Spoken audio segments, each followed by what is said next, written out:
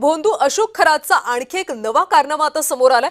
Shalarth ID घोटाळ्यामध्ये Kharat सहभागी असल्याचा संशय।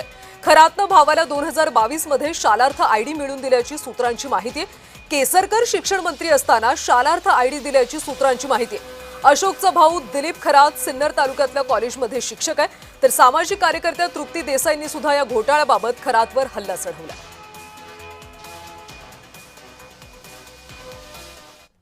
अशोक खरातचे शिक्षण क्षेत्रामध्ये जे आहे ते संबंध होते अशी अनेक वेळेला माहिती जी आहे ती आमच्यापर्यंत आलेली आहे। परंतु मला वाटते की SIT कडे तो तपास आहे। SIT कडे अधिक माहिती जी आहे, अनेक लेखी तक्रारी असतील किंवा पुराव्यासहित माहिती पोचली असेल आणि त्या संदर्भात जी आहे ती चौकशी त्यांचा ज्यांच्याशी संबंध असेल त्यांच्याबरोबर निश्चित होईल। तर केसरकर शिक्षण मंत्री असताना शालार्थ आयडी दिल्याची सूत्रांची माहिती आता समोर येते आणि या सगळ्या संदर्भात अधिकचे अपडेट्स घेऊयात आमचे नाशिकचे प्रतिनिधी किरण गोटूर यांच्याकडून। किरण, शालार्थ आयडी घोटाळ्यामध्ये खराचा सहभाग असल्याचा संशय व्यक्त केला जातो, या तपासातून आणखी नेमकं काय काय समोर आलं? कल्याणी, खरं तर या सगळ्या अशोक खरातच्या प्रकरणामध्ये दिवसेंदिवस अनेक धक्कादायक खुलासे होताना आपल्याला बघायला मिळतोय।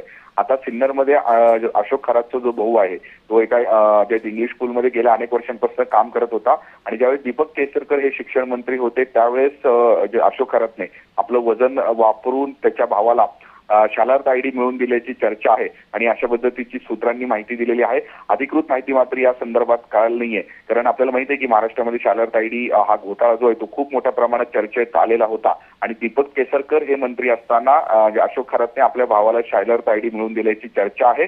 सूत्रांनी अशा पद्धतीची माहिती दिलेली आहे। त्यामुळे या सगळ्या प्रकरणाचा देखील तपास आता व्हावा अशा पद्धतीची मागणी काही सामाजिक कार्यकर्ते करतायत। त्यामुळे या सगळ्या तपासामध्ये आणखीन काय काय माहिती समोर येते हे बघणं महत्त्वाचं असेल।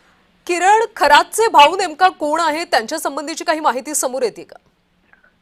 अशोक खरातचा भाऊ खरं तर सिन्नर भागात असलेल्या एका इंग्लिश स्कूलमध्ये गेल्या अनेक वर्षांपासून उपशिक्षक म्हणून काम करतात आणि दीपक केसरकर असताना त्यांना शालार्थ आयडी हे मिळवून दिल्याची चर्चा आहे आणि अशोक खरातने आपलं वजन वापरून हे शालार्थ आयडी मिळवून दिल्याची चर्चा आहे। त्यामुळे याही प्रकरणाची चौकशी व्हावी अशा पद्धतीची मागणी जी आहे ते सामाजिक कार्यकर्ते करताना बघायला मिळते। नक्कीच, त्यामुळे तपासातून आणखी काय समोर येतं हे पाहणं महत्त्वाचं आहे। किरण, धन्यवाद माहितीसाठी।